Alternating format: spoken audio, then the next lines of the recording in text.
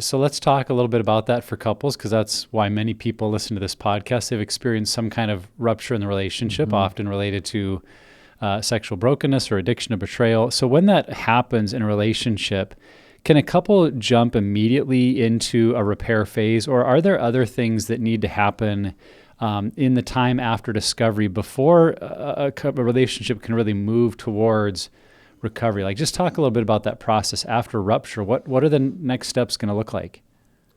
Yeah. So when it comes to this rupture repair pattern, it's both this long term process that could take years, but that long term process is going to be made up of several smaller cycles through Hmm. rupture and repair. Yeah.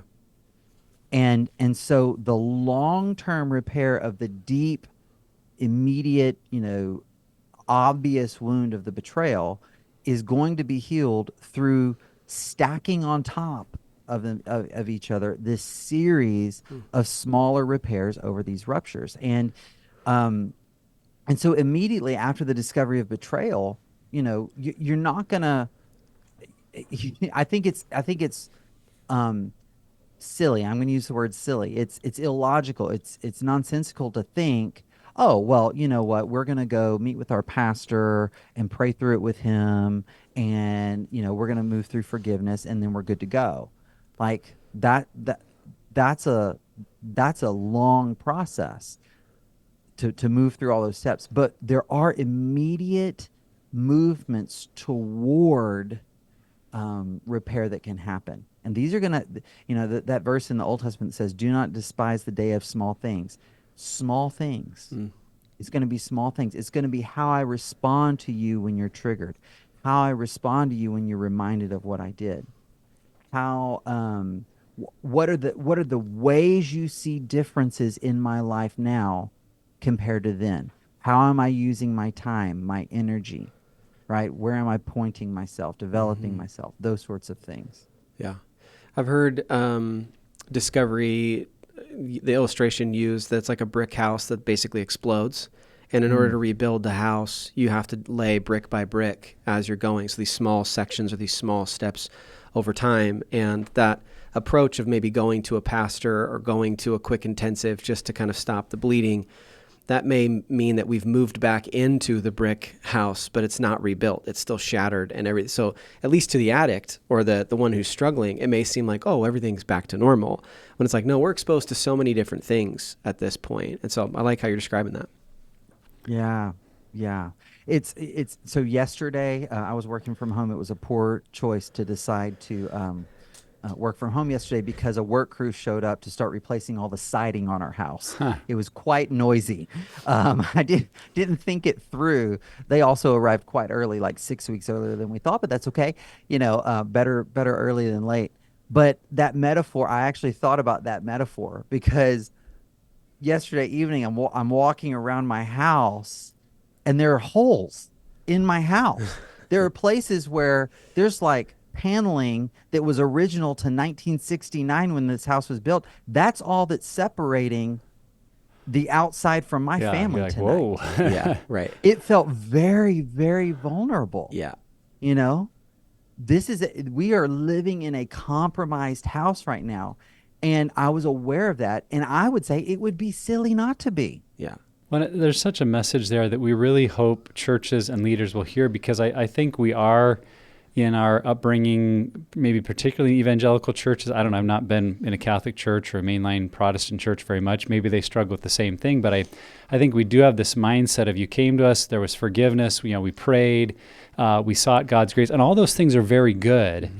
But that mindset of like, that's now better and we can all move on, is just not a reality that people experience. And then we No. get on the back end of that, a lot of people are very wounded because of the pressure of like, well, you should be all better. How come you're still mad at him? I thought you forgave him. Remember, we had that meeting and we prayed, isn't it all better? And yet there's ongoing needs. And so I think as pastors and leaders, if we could be educated and understand this process of repair, and that it takes time, and that the soul heals slowly, and that there's phases to it, like we'd be just much more equipped then to help people take those initial steps, but to know there's more healing yet to come. And, we've used a lot the illustration of, a physical injury. If you're in a catastrophic accident, you need to stabilize the patient. And that might be the metaphor of there's forgiveness, repentance, there's some ownership and prayer. That's very healthy. But in an accident, we don't just stabilize the patient and send them home. Like there are all sorts maybe of surgeries that need to happen, and then physical therapy and check-ins. And like it's going to be a long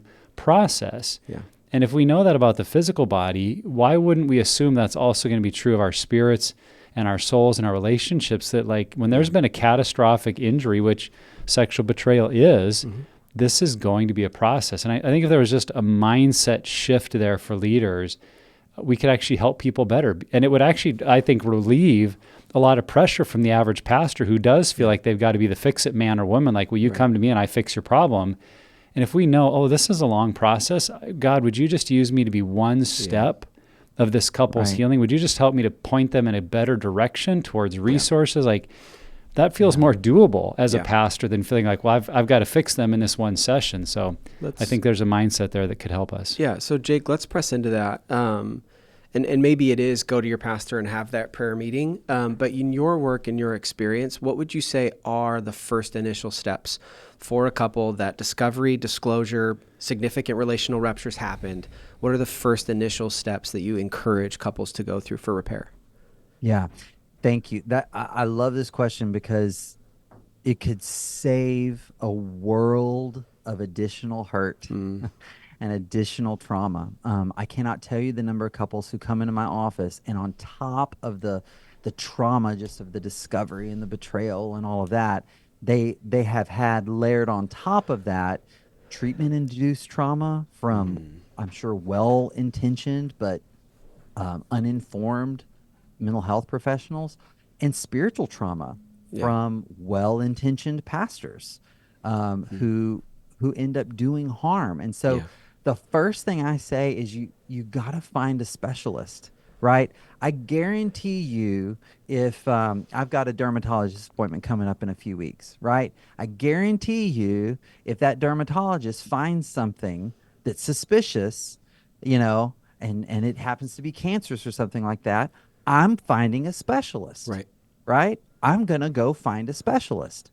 And like you just said a moment ago, if we're doing that with our physical body, why would we not do that with our hearts, our minds, right?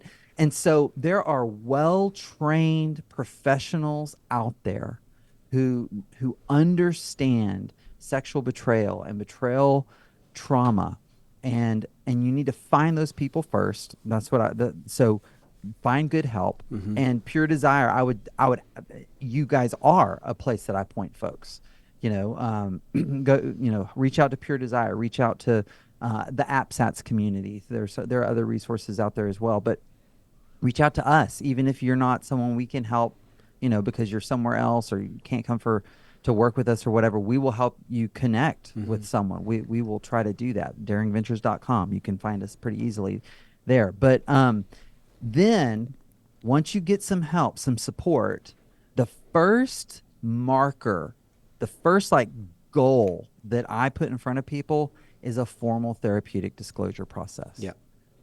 And there's a whole bunch of brain science to this, and we can get in that if you want to, but basically, when someone discovers that their history is not what they thought it was, it sends their brains into this primal state of panic that needs relief. It needs the data to come down out of this state of hypervigilance. It's not obsession. It's not lack of forgiveness. It's not mere rumination. Right. It is a just primary Survival. safety-seeking response. It is survival.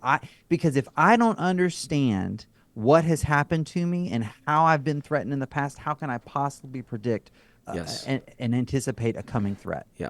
And that's our brain's number one job, is to keep us safe It's and alive. God-given. We literally are built with that. Yeah. Yes. In us. Yes.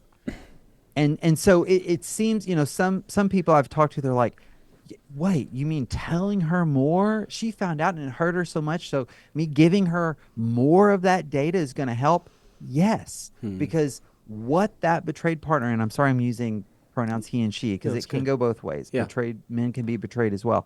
The way a betrayed partner's mind is working is it is spinning trying to fill in the gaps, and that part of your brain is going to fill them in with worst case scenario. Yeah.